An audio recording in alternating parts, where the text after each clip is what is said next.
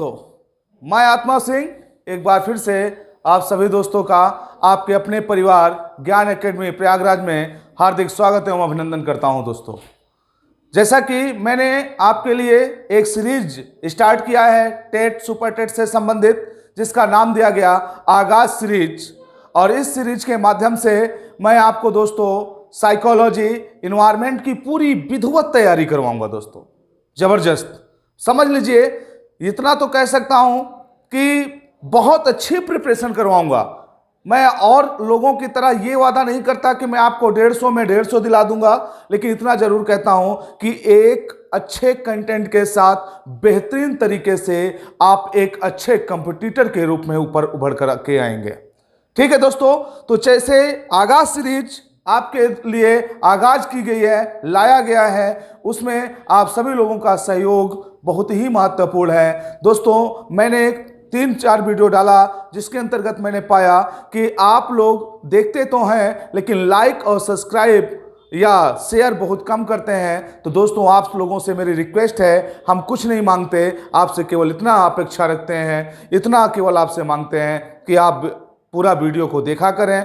क्योंकि मैंने देखा कि बच्चों ने वीडियो को देखना शुरू किया और शुरू में ही उसका कंक्लूजन ड्रा कर लिया। यही सबसे बड़ी समस्या है हमारी। बाबू, अगर आप किसी भी टीचर के द्वारा दिए गए कंटेंट को अगर थोड़ी देर तक बेहतर तरीके से देखेंगे, तभी ना आपको पता चलेगा कि हाँ उसके अंदर क्या दिया गया है। अब पता चला आपने ऊपर देख लिया, थोड़ा सा बढ़ा के देख लिया, अरे कुछ नहीं, खत्म है। नहीं बाबू, कोई भी टीचर अगर इस प्लेटफॉर्म के अंदर खड़ा होता है तो कहीं ना कहीं वो बेहतर कंटेंट लेके आता है, तभी आपको प्रोवाइड करवाता है।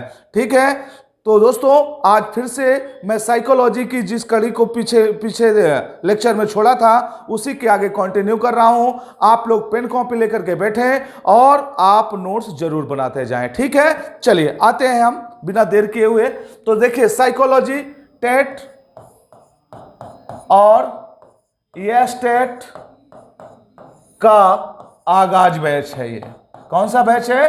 आगाज बैच। ध्यान रखिएगा, इस आगाज बैच में आपका सहयोग महत्वपूर्ण है। ठीक है, चलो हम आगे बढ़ते हैं कि आगे क्या हम पढ़ रहे थे। हमने पढ़ा था मनोविज्ञान चेतना का विज्ञान है। ठीक है, इसको मैं हटा देता हूं, फिर आगे कंटिन्यू करता हूं। आप लोग भी अपने नोट्स लेकर के बिल्कुल रेडी हो जाइए। चलिए, मैंने आप लोगों से कहा था मनोविज्ञान किसका विज्ञान है? मनोविज्ञान चेतना का विज्ञान है। किसका? चेतना का विज्ञान है। ठीक है दोस्तों, चलिए बहुत बढ़िया। आपने प्रीवियस लेक्चर में इसको देखा भी होगा, फिर से मैं आपको रिकॉल करवाता हूं कि मनोविज्ञान चेतना का विज्ञान है। ऐसा कहने वाले थे विलियम वुंट साहब। किसने कहा इस बात को? William Wundt. इनके कुछ इंपॉर्टेंट सहयोगी रहे जिनमें मैंने आपको बताया था। पहले व्यक्ति आ जाते हैं विलियम जेम्स साहब, जो यूएसए के रहने वाले थे, और दूसरे हैं जेम्स सली साहब, जेम्स सली, और तीसरे मेंबर हैं आगे वाइब या वाइस। ठीक है, चलो अब मैंने कहा कि विलियम वुंट साहब, अच्छा एक याद रखिएगा, विलियम वुंट कहां के रहने वाले थे दोस्तों? ये इटली के रहने वाले थे। ठीक है, सॉरी एक minute sorry, William Wundt Germany के रहने वाले थे। ठीक है ना, जर्मनी के रहने वाले थे। विलियम जेम्स यूएसए के रहने वाले थे। ठीक है, अब देखिए, मैंने आपको इन सब विषय में मैं आपको जानकारी दे चुका हूं। मैंने आपको बताया कि मस्तिष्क जो होता है, क्या मस्तिष्क ये किस में होता है? शरीर में होता है। शरीर में आपका क्या होगा? मस्तिष्क होगा। दोस्तों, मस्तिष्क में ही क्या पाई जाती है? चेतना पाई जाती है। क्या? चेतना पाई जाती है। चेतना में क्या पाया जाता है दोस्तों? तो चेतना में पाया जाता है भावना। क्या? भावना, अनुभूति और संवेदना। क्या क्या पाया जाता है दोस्तों? भावना, अनुभूति और संवेदना। फिर मैंने आगे के क्रम में आपसे बात किया कि जो ये संवेदना है, क्या जो ये संवेदना है, विलियम वुंट साहब के द्वारा संवेदना पर ही अपना रिसर्च डिपेंड कर दिया गया, या कह सकते हैं जो उन्होंने विषय चुना अपने रिसर्च के लिए वो किसको चुना, संवेदना को चुना। संवेदना, अब संवेदना पर मैं स्पेशली बात करूंगा, नोट करना चाहे तो इसको नोट कर लीजिए। आगे बढ़ता हूं मैं, चलिए नेक्स्ट पेज पे आता हूं। आगे देखिए, विलियम वुंट साहब के द्वारा एक प्रयोगशाला का निर्माण किया गया था। किस चीज का? एक प्रयोगशाला बनाई गई थी। यह प्रयोगशाला कहां बनाई गई? यह बनाई गई थी लिपजिंग नगर में। लिपजिंग नगर में बनाई गई। लिपजिंग नगर में एक विश्वविद्यालय है जिसका नाम लिपजिंग विश्वविद्यालय है। क्या नाम है? लिपजिंग विश्वविद्यालय। ठीक है, चलिए मैंने आपको बताया था कि लिपजिंग विश्व, जैसे इलाहाबाद का उदाहरण मैं आपके सामने रखा था कि जैसे इलाहाबाद में आप कहते हैं कि इलाहाबाद नगर के अंतर्गत इलाहाबाद यूनिवर्सिटी है, उसी तरह लिपजिंग नगर के अंतर्गत लिपजिंग यूनिवर्सिटी थी। ठीक है, यहां पर इन्होंने अपनी प्रयोगशाला स्थापित किया और उस प्रयोगशाला में इन्होंने संवेदना के विषय में अध्ययन किया। किसके विषय में? संवेदना। अच्छा, किस विधि से अध्ययन किया दोस्तों, यह भी पूछा जाता है, तो आप लोग बताएंगे। विलियम वुंट साहब के द्वारा अंतर्दृष्टि विधि का प्रयोग किया गया था। किस विधि का? अंतर्दृष्टि विधि का प्रयोग किया गया। और ये पूरे विश्व में मनोविज्ञान के क्षेत्र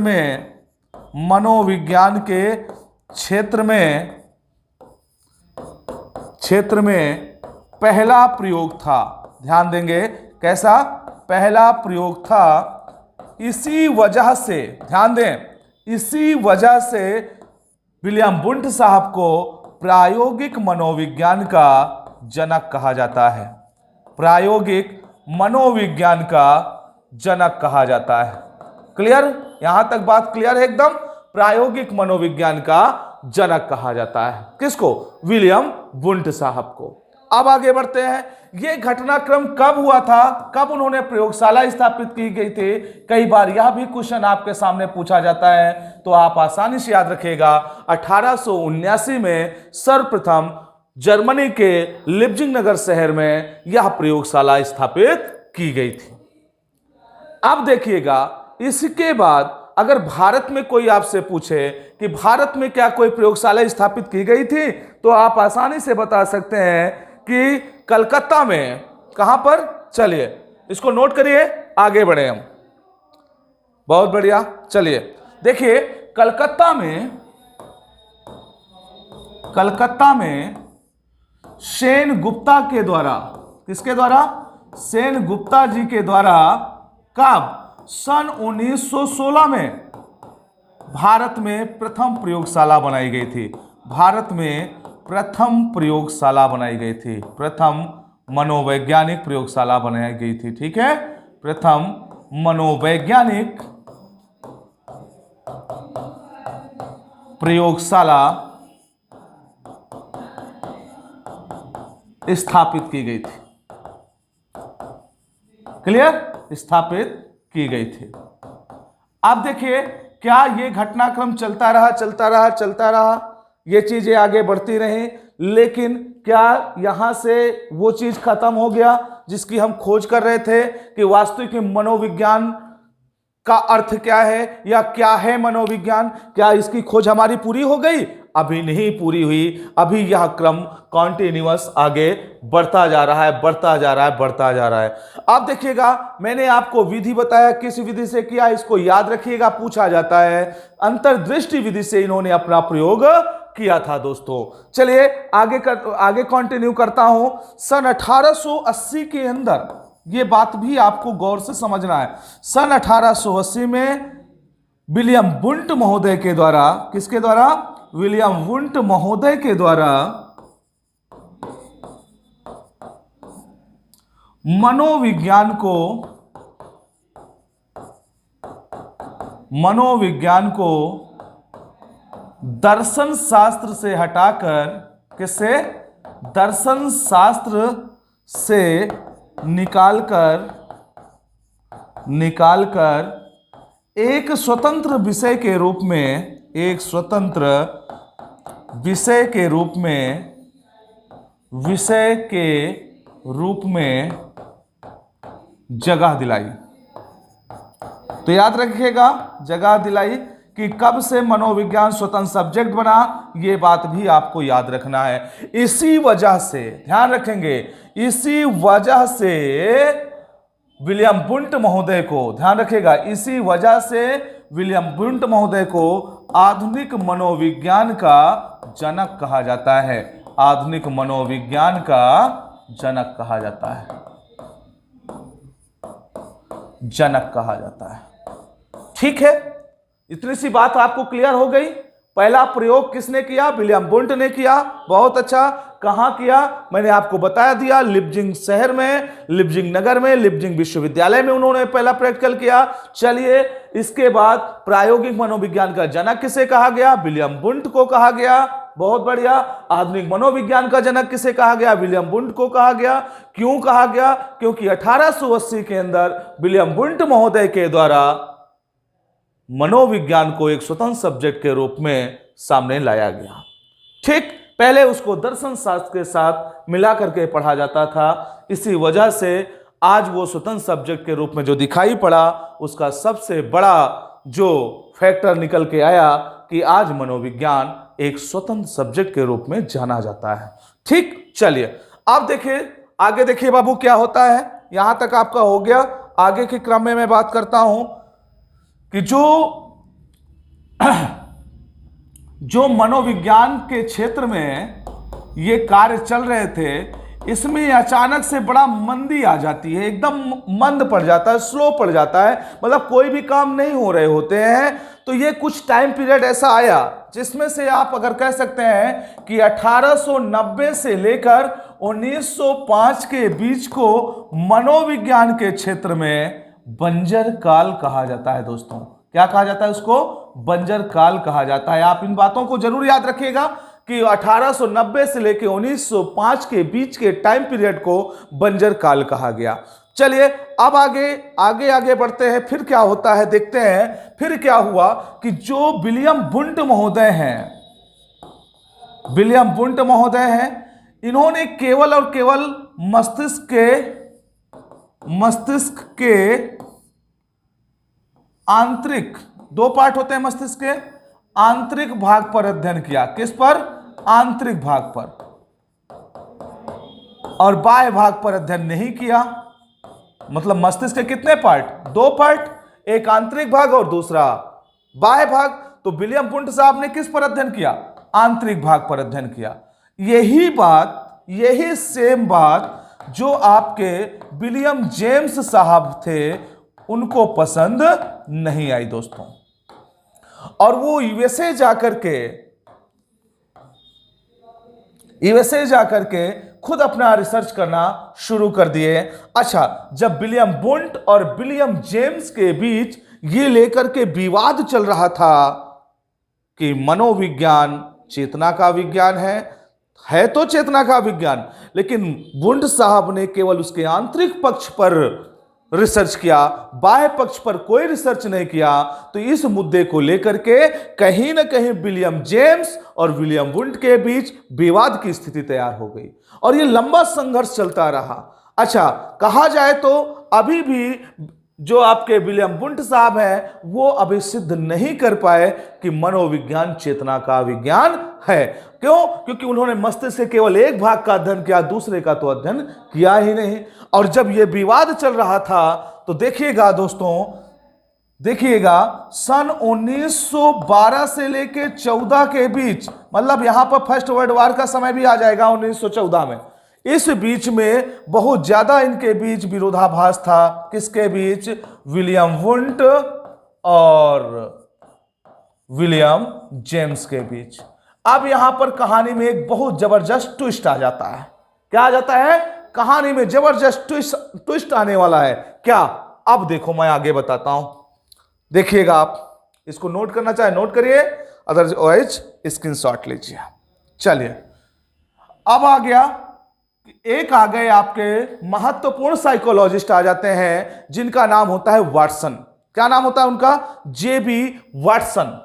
जेबी वाटसन ने देखा कि यार यहां पर तो ये तो दोनों पूरे तरह से झगड़ा में व्यस्त हैं 1912 से 14 के बीच में। तो आप लोग तो जानते हैं ना कि दो के लड़ाई में तीसरा ही अपना फायदा उठाता है। अब यहां विलियम जेम्स विलियम बुंट में विवाद चल रहा था, द्वंद्व चल रहा था, उनके विचारधाराओं में द्वंद्व चल रहा था। इसका बेनिफिट कौन उठाया? जेबी वाटसन ने। किसने उठाया? जेबी वाटसन ने उठाया। क्या? अब देखिएगा 1913 में जेबी वाटसन के द्वारा, क्या नाम है? जेबी वाटसन के द्वारा एक स्टेटमेंट दिया गया। क्या? मनोविज्ञान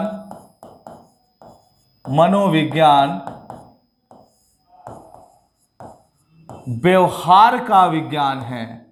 व्यवहार का विज्ञान है। किसके द्वारा स्टेटमेंट दिया गया? जेबी वाटसन के द्वारा कि मनोविज्ञान व्यवहार का विज्ञान है। दोस्तों अब ये आ गया बीच में कि कब आया ये? 1913 के अंदर। द्वंद्व कब किसके बीच चल रहा था? विलियम जेम्स और विलियम बुंट के बीच में।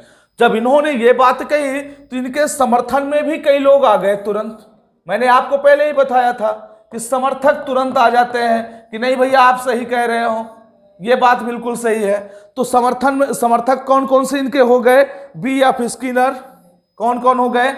पहला हो गया बी एफ स्किनर, एक समर्थक तो ये हो गए। दूसरे समर्थक कौन हो गए? Ivan P पावलाव।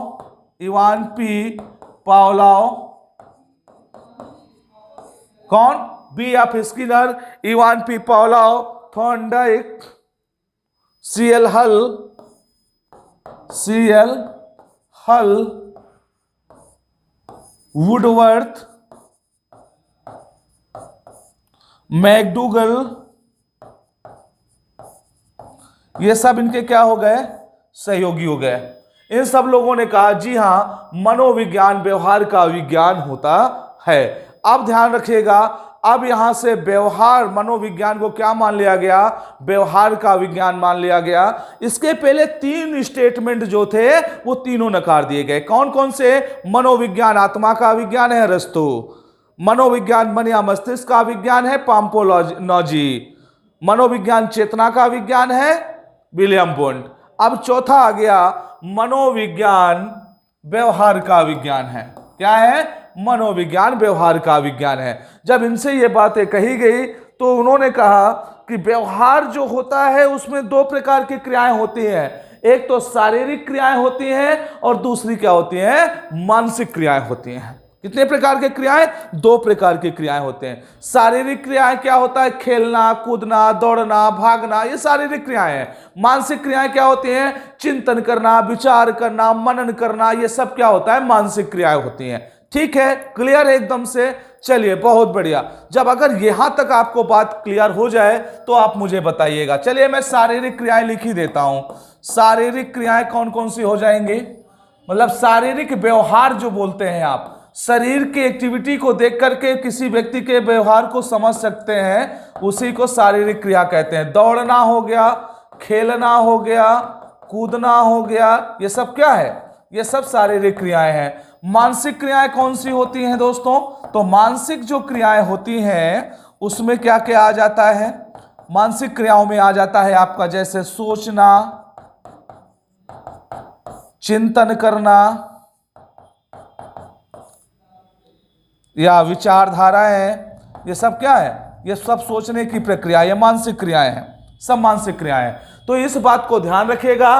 अब यहां पर हमारे जेबी वाटसन साहब आ चुके, इन्होंने इस बात को कहा और इस बात को आगे चल करके आज भी आप देख पाएंगे कि मनोविज्ञान जो है क्या है? व्यवहार का विज्ञान है और आज भी वो कॉन्टिन्यूअस आगे बढ़ता जा रहा है। ठीक है, अभी भी इसका कोई भी काट आपके सामने दिखाई नहीं पड़ता। तो याद रखें, इनको याद करना भी इजी है। आगे जब मैं अधिगम के पार्ट पे आऊंगा तब आपको 2 तरह के अधिगम बताऊंगा। एक तो जो संज्ञान के माध्यम से अधिगम होता है, एक व्यवहार के माध्यम से अधिगम होता है। कह सकते हैं एक गेस्टाल्टवादी अधिगम होता है तो दूसरा व्यवहारवाद अधिगम होता है। हम दोनों पर विशेष तौर पर आपसे चर्चा करेंगे। अभी आप याद रखिए कि ये सब क्या है? व्यवहारवादी हैं। क्या है ये? व्यवहारवादी। चाहे वो बी.एफ. स्किनर साहब हो, चाहे आई.पी. पावलाओ हो, चाहे सी.एल. हल हो, अदरवाइज वुडवर्थ हो, मैकडूगल हो, ये सब के सब क्या है? व्यवहारवादी हैं दोस्तों। चलिए अब आगे बढ़ता हूं। सेम इनसे यही प्रश्न किया जाएगा जो सबसे किया गया है, ठीक है? इतना बात मेरी याद रखिएगा। अब आपको मैं आगे लेके चलता हूं, ठीक है? चलिए आगे लेके चलता हूं। आपसे एक प्रश्न किया जा सकता है कि देखिए, व्यवहारवाद शब्द सर्वप्रथम किसने प्रयोग किया था? शब्द का सर्वप्रथम प्रयोग, प्रथम बार प्रयोग किसने किया? किसने किया? तो आप क्या जवाब देंगे? बहुत इंपॉर्टेंट है। सन 1905 में मैकडूगल साहब की एक पुस्तक आई थी। ध्यान दीजिएगा, किसकी पुस्तक है? मैकडूगल साहब की एक पुस्तक थी जिसका नाम था दोस्तों, ध्यान से पुस्तक का नाम लिखेगा, outline of psychology. Outline of psychology उनकी इस पुस्तक का नाम था। इसमें सर्वप्रथम व्यवहार शब्द का वर्णन किया गया। क्लियर? इसमें सर्वप्रथम व्यवहार शब्द का वर्णन किया गया। पुस्तक का नाम है आउटलाइन ऑफ साइकोलॉजी। पुस्तक किसकी है? मैकडूगल साहब की है। यह पुस्तक कब आई थी? सन 1905 के अंदर आई थी। कोई डाउट यहां तक? अगर कोई डाउट हो तो आप कमेंट बॉक्स में लिखें, और अगर नहीं डाउट है तो कमेंट बॉक्स में थम्स अप करें और लाइक करें। ज्यादा से ज्यादा मित्रों तक इसको शेयर करें। मैंने आपको पहले ही वादा कर दिया था, जो ये आगाज बैच है ये आपको आपके अंजाम तक लेके जाएगा। समझ लीजिए, ये आगाज बैच आपको आपके अंजाम तक लेके जाएगा। ये मेरा आपसे एक वादा रहा, और अगर वादा खलीफी हो तो मेरी बात का कभी विश्वास नहीं करना। अंत तक मैं आपको लेके जाऊंगा, जबरदस्त तरीके से, जबरदस्त कंटेंट के साथ लेके जाऊंगा, और आपके लिए एक सीट फिक्स कराऊंगा। ये मेरी गारंटी है। सीट फिक्स कराऊंगा आपके लिए। कैसे? मेहनत के माध्यम से। आपको भी मेरे साथ मेहनत उतनी ही करनी पड़ेगी जितनी मैं आपके लिए कर रहा हूं, ठीक है? चलिए, तो इसको आप नोट कर लिया? नोट कर लिया कि नहीं? अगर नोट कर लिया हो तो हम आगे बढ़े। चलिए ठीक है। अब देखिए आगे एक स्टेटमेंट है। किसका? एक स्टेटमेंट आपको दिखेगा। अब आगे आने वाला है स्टेटमेंट विलियम वुडवर्थ साहब का। किसका? William Woodworth. विलियम वुडवर्थ साहब का एक स्टेटमेंट है कि देखिए, सुनिएगा मेरी बात को गौर से समझिएगा। उन्होंने कहा,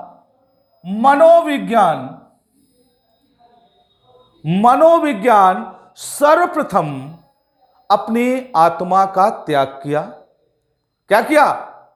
मनोविज्ञान सर्वप्रथम अपनी आत्मा का त्याग किया, फिर अपने मन को छोड़ा, फिर अपनी चेतना खोई, फिर व्यवहार के विज्ञान को आत्मसात कर लिया। लिखता हूं, बोर्ड में लिखता हूं, ध्यान दीजिएगा। विलियम वुडवर्थ ने क्या कहा? मनोविज्ञान ने, ध्यान दीजिए, मनोविज्ञान ने सर्वप्रथम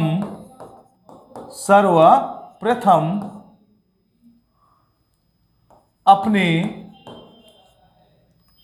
आत्मा का त्याग किया, फिर मन को छोड़ा,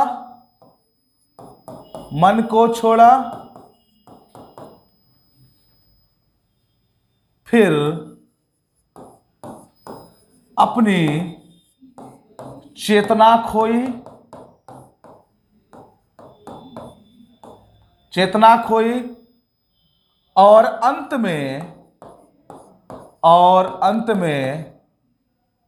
में व्यवहार के विज्ञान को आत्मसात कर लिया। ओके, थम्स अप करिएगा दोस्तों एक बार जरूर।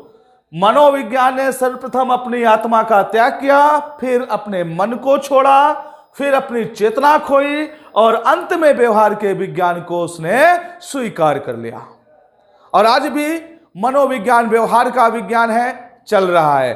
क्यों? क्योंकि प्रत्येक कार्य में हमारे द्वारा, आपके द्वारा किए जा रहे कार्यों में हर जगह इंप्लीमेंट होता है आपका व्यवहार, और उस व्यवहार को ही मनोविज्ञान की भाषा में मनोविज्ञान के व्यवहार का विज्ञान कहा जाता है। तो दोस्तों याद रखिएगा, आज आपके द्वारा किए जा रहे प्रत्येक कृत्य मनोविज्ञान के व्यवहार है। ठीक है, चलिए इसको नोट करिए, आगे बढ़े। इसको नोट करें, आगे बढ़ते हैं। हो गया? चलिए आगे बढ़ जाते हैं। अब यही प्रश्न जो सबसे हुआ था कि जी आप मनोविज्ञान को बोल दिया है जेबी वाटसन साहब ने कि मनोविज्ञान व्यवहार का विज्ञान है। तो दोस्तों अब ये उनसे भी यही चीज समाज के लोगों के द्वारा पूछा जाएगा। क्या पूछा जाएगा? कि आप हमें ये बताएं कि मनोविज्ञान व्यवहार का विज्ञान है। तो वाटसन साहब क्या बोलेंगे? जी हां, मनोविज्ञान व्यवहार का ही तो विज्ञान है। तो वाटसन साहब अगर यह विज्ञान है तो आप सिद्ध करके दिखाइए। वाटसन साहब ने कहा यो मस्त, जरूर सिद्ध करूंगा। अब देखिए वाटसन साहब ने सिद्ध कैसे किया इसको। उन्होंने कहा व्यवहार जो है, वाटसन ने सिद्ध कैसे किया कि व्यवहार जो है वो मानव, पशु, पक्षी सब में पाया जाता है। ये हुआ आपका ये स्टेटमेंट, तो हम स्वीकार करते हैं, सिरोधार है हमें, लेकिन कम से कम इसको एक एक करके डिफाइन करिए। कहें बिल्कुल हम डिफाइन करते हैं। देखिए मानव व्यवहार से ही एक दूसरे से जुड़ा हुआ है। अगर मानव में व्यवहार ना हो तो कोई किसी का मान, सम्मान, प्रतिष्ठा, एक दूसरे भाई बहन, पिता माता, चाचा चाची, मामा मामी, कोई नहीं किसी का।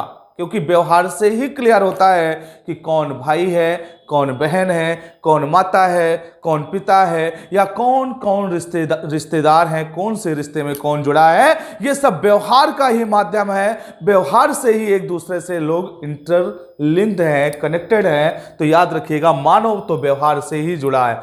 रही बात पशु की, तो इसको भी मैं सिद्ध करता हूं, इसको भी मैं आपको जानकारी देता हूं। जैसे आप हम सब लोग कुत्ते घर में पालते हैं, ज्यादातर लोग कुत्ते घर में पालते हैं, है तो जानवर वो, लेकिन वो आपके व्यवहार को समझता है। टॉमी रुक जाओ, टॉमी रुक गया, टॉमी पकड़ो, टॉमी दौड़ के पकड़ लिया, है ना। जैसे आप किसी भी अपने अजीज के घर जाते हैं, किसी मित्र के घर गए, वो कुत्ता पाल रखा है, कौन सा? जर्मन शेफर्ड, बड़ा मुंह वाला, इतना बड़ा, है ना। वो जर्मन शेफर्ड पाल रखा है, इतना बड़ा मुंह वाला, और वो कहता है जब आप जैसे जाते हैं गेट को नॉक करते हैं तो गेट के पास ही बैठा होता है, और उसका मित्र जो होता है वो कहां बैठा है? अंदर है। कुत्ता कहता है कौन, कहां से आए हो, जवाब दो। आपकी सिट्टी पिट्टी गुम हो जाती है।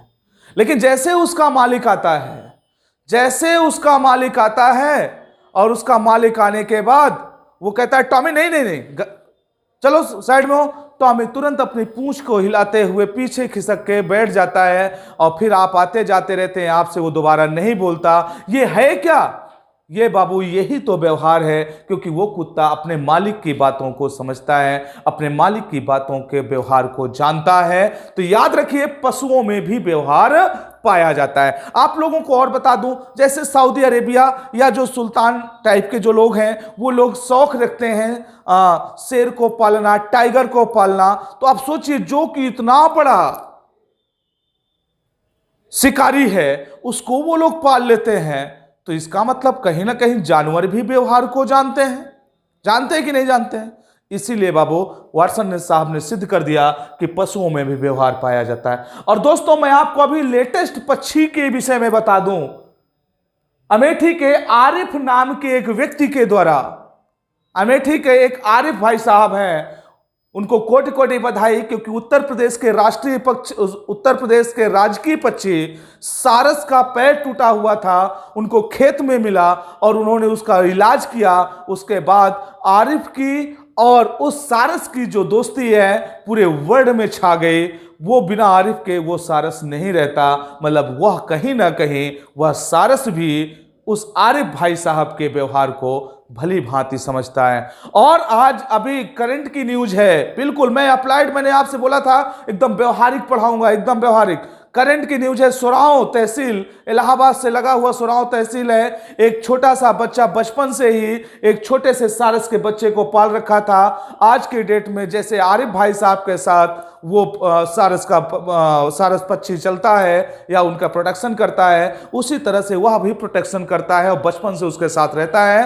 तो और जैसे आप लोग तोता घर में पाल लेते हैं, तोता को कुछ सिखा देते हैं तो सीख जाता है, इसका मतलब आपका व्यवहार वो समझता है। दोस्तों क्लियर एकदम, बहुत अच्छे। अगर मेरी बात क्लियर लगी हो, समझ में आ गया हो, तो दोस्तों आपसे गुजारिश है कि ज्यादा से ज्यादा इस चैनल को शेयर करिए और खुद भी लाइक करिए, दूसरे से भी सब्सक्राइब कराइए। क्यों? क्योंकि मेरा इसमें बहुत ज्यादा कोई इंटेंशन नहीं है, बस इतना चाहता हूं कि मेरे द्वारा प्रदान किया गया जो भी कंटेंट है प्रत्येक स्टूडेंट उसका लाभ उठा पाए। ठीक है, तो ये इन्होंने सिद्ध करके दिखा दिया। आज के डेट में मनोविज्ञान व्यवहार के विज्ञान के रूप में दोस्तों जाना जाता है। ये आपका पूरा क्रम रहा मनोविज्ञान के विस्तार के रूप में कि मनोविज्ञान कहां से शुरू हुआ, कहां आकर के रुका। आज के डेट में भी मनोविज्ञान को व्यवहार के रूप में स्वीकार किया जाता है। जहां पर भी इन लेक्चरों में आपको डाउट लगा हो उसको कमेंट पर छोड़ें, और अगर नहीं डाउट लगा तो एक बार आप थम्स अप जरूर करें। ठीक है, चलिए ठीक है, आज के लिए इतना ही दोस्तों। फिर मैं नेक्स्ट क्लास में आपके लिए कोई नया मटेरियल लेके आता हूं। तब तक के लिए दोस्तों जय हिंद, गुड बाय।